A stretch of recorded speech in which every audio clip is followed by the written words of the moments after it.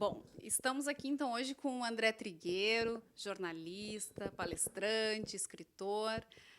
André, muito obrigada em primeiro lugar por ter aceitado o convite, né? E vamos falar então hoje sobre o tema em prevenção ao suicídio. O André tem o livro Viver é a Melhor Opção. E é um tema bem pertinente, né, André, na atual situação que estamos passando. É um tema ainda considerado tabu, e ele é um problema de saúde pública, né, considerado pela Organização Mundial de Saúde. Então é importante que a gente possa falar um pouquinho sobre ele. E eu gostaria de começar esse breve bate-papo trazendo um dado assustador, né, que, de acordo com o Ministério da Saúde, o Rio Grande do Sul lidera as estatísticas de suicídio no Brasil. São quase 11 casos registrados por 100 mil habitantes, segundo os dados do ano base de 2012. De acordo com o mapa da violência, o Rio Grande do Sul ainda tem 11 das 20 cidades brasileiras que mais tiveram casos de suicídio. E só no Brasil são 32 casos de suicídio por dia.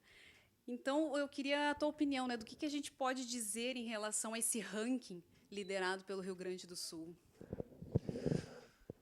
Eu agradeço a oportunidade da entrevista. A Organização Mundial da Saúde entende que a prevenção do suicídio se faz com informação, e a gente aqui está tendo a chance de, através da informação, tentar fazer a nossa parte para reduzir o número de casos.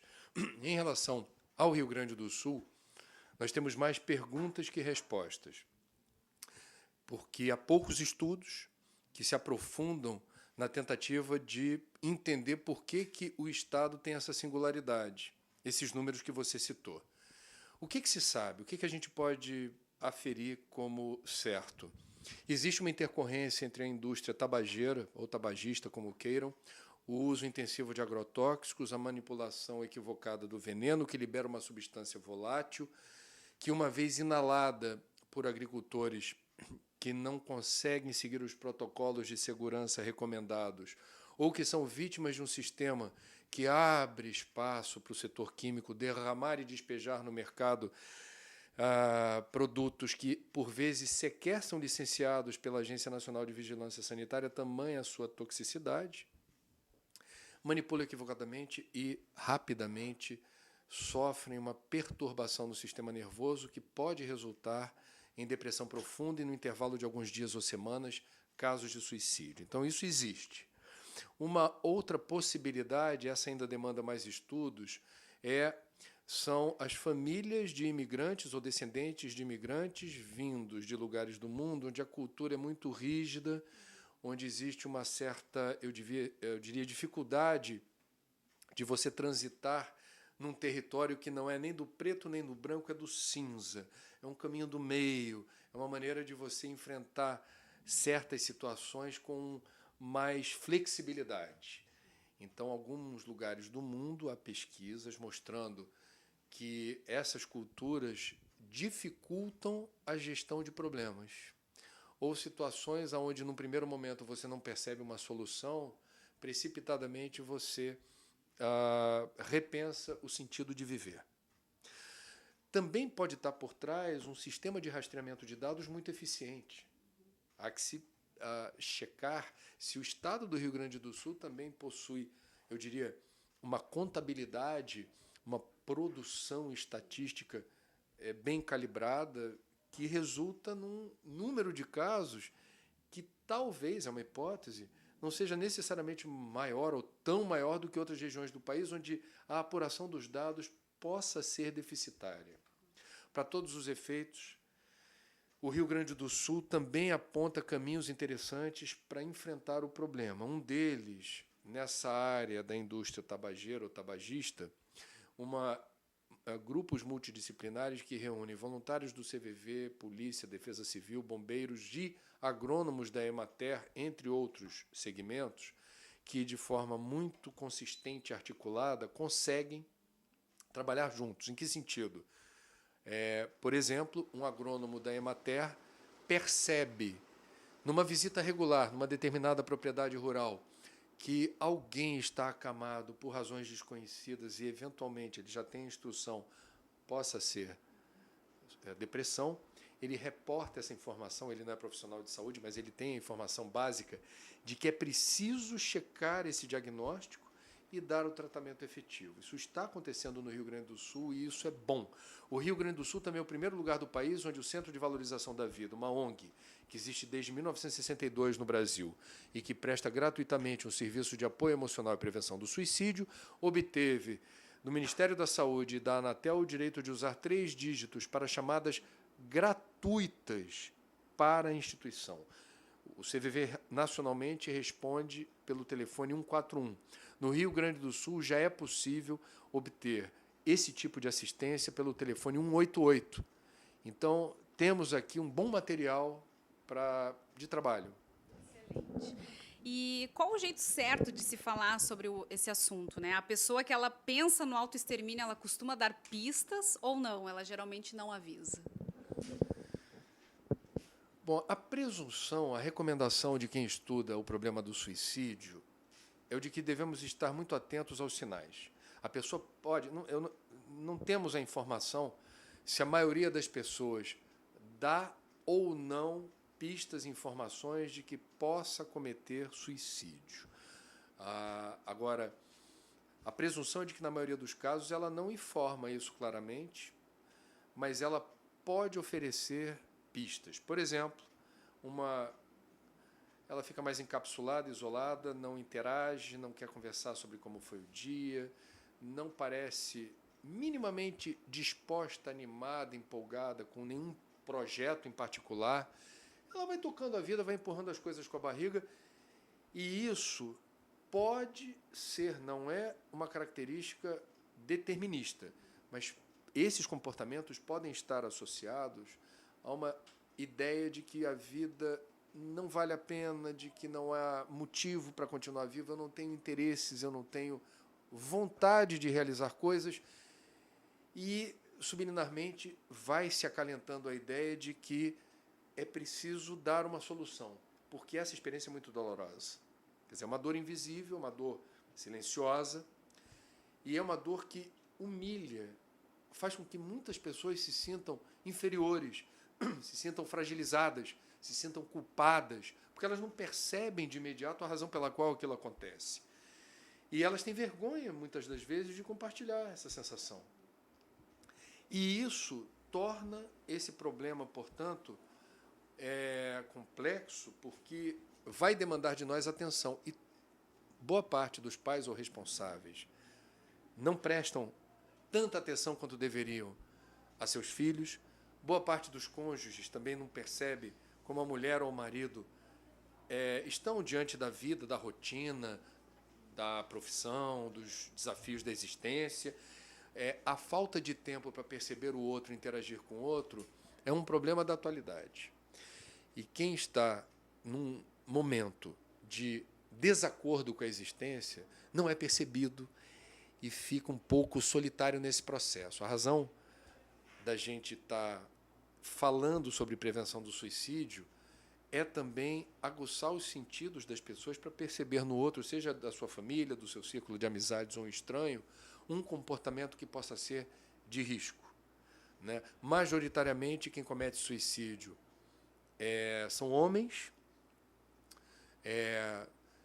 de uma idade cada vez mais jovem, invariavelmente, ou em boa parte dos casos, solteiros ou separados, e que têm essa dificuldade de expressar ou compartilhar sentimentos, emoções, etc.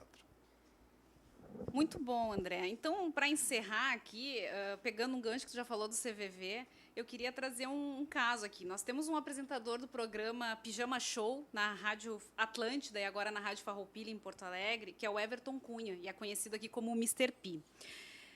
Então, esse apresentador está acostumado a atender ouvintes na madrugada, e esse radialista foi pego de surpresa, em torno de 15 anos atrás, quando ele atendeu uma ligação no meio do programa, e era um jovem de Chapecó, Santa Catarina, anunciando ao vivo que ele iria tirar a vida dele. Na hora, o Mr. P, ele não sabia se aquilo era brincadeira, né, se era um trote, mas ele se lembrou que ele também já foi jovem um dia, que o programa era de madrugada, que as pessoas ficam mais reflexivas e pensativas na noite. Então, ele deixou né, o rapaz falar ao vivo, falar sobre os seus problemas, suas dores.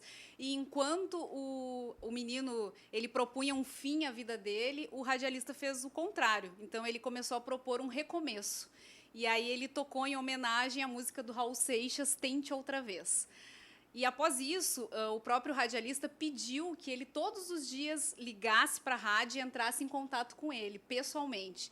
E assim foi durante vários meses, todos os dias o rapaz ligava para a rádio, falava com o Mr. P, algumas vezes o Mr. P lia essas mensagens ao vivo na rádio, e eles foram se falando, e meses depois eles se encontraram num evento lá em Chapecó, e o rapaz então disse para ele que ele tinha acabado com a ideia de suicídio devido a ele ter ouvido, né?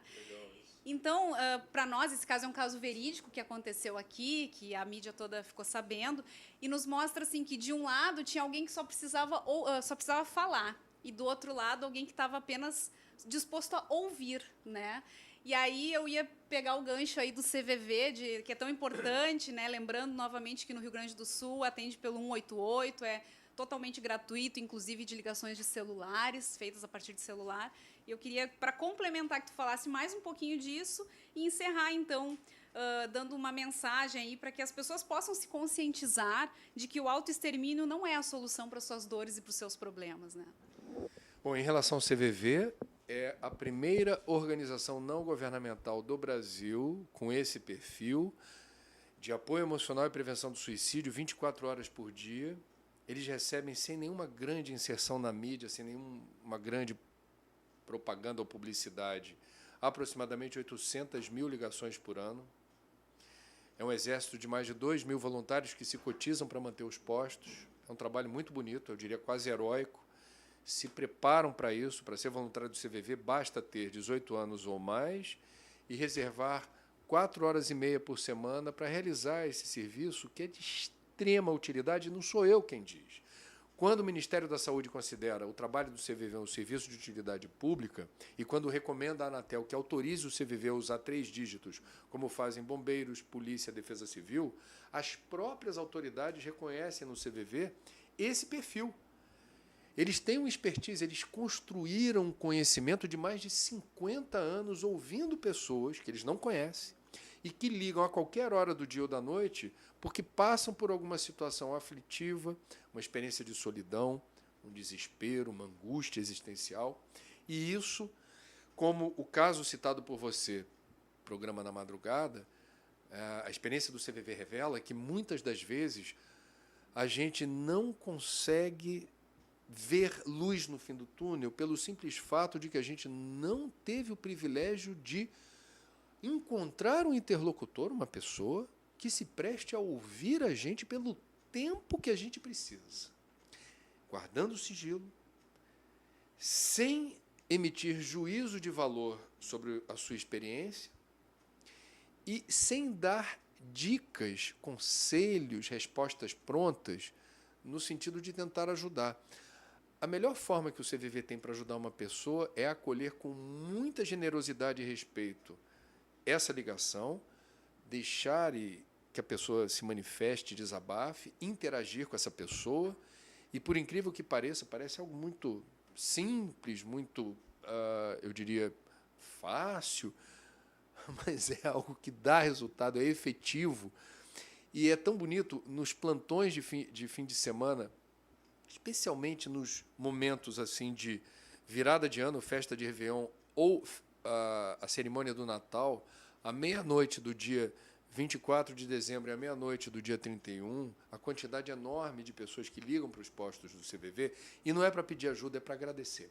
É para dizer, olha, se eu estou aqui comemorando o Natal com a minha família, olha, se eu estou aqui celebrando um ano novo, eu até estou sozinho, mas estou de bem com a vida, é porque alguém que eu não me lembro muito bem quem foi, num momento muito difícil, me acolheu, me atendeu, eu estou ligando para agradecer em meu nome a vocês. Eu estou querendo que vocês saibam que se eu estou aqui agora vivo é porque alguém aí me acolheu. Então, é uma forma muito bonita de ajudar as pessoas. E o CVV, os postos do CVV no Rio Grande do Sul precisam de ajuda. Ou de mais voluntários, ou de divulgação do serviço, do trabalho. Isso é muito importante. Por último, então, apenas dizer, que só há uma forma da gente inverter, inflexionar essa curva dos suicídios, que é muito preocupante. É implodindo o tabu em torno do suicídio, é sabendo que de cada 10 casos consumados de suicídio no mundo, é o que diz a Organização Mundial da Saúde, 9 são preveníveis ou evitáveis porque estão associados a psicopatologias de ordem mental que, uma vez diagnosticadas, têm tratamento e podem ter cura, principalmente a depressão.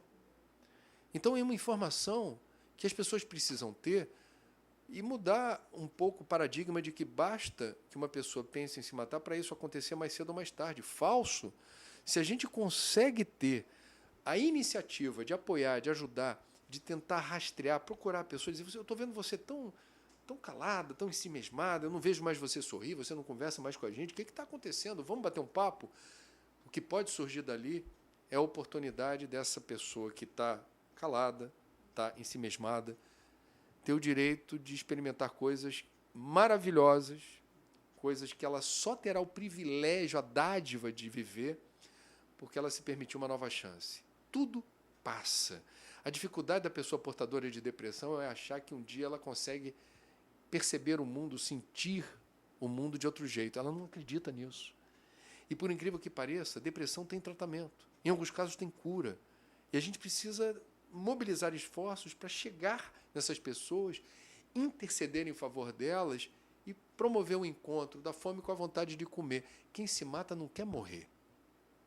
Quem se mata quer resolver um problema, que é uma dor invisível, que ela tem enorme dificuldade de fazer alguém entender o tamanho dessa dor, e a gente precisa, em primeiro lugar, respeitar, acolher e ter uma postura, eu diria, de amizade.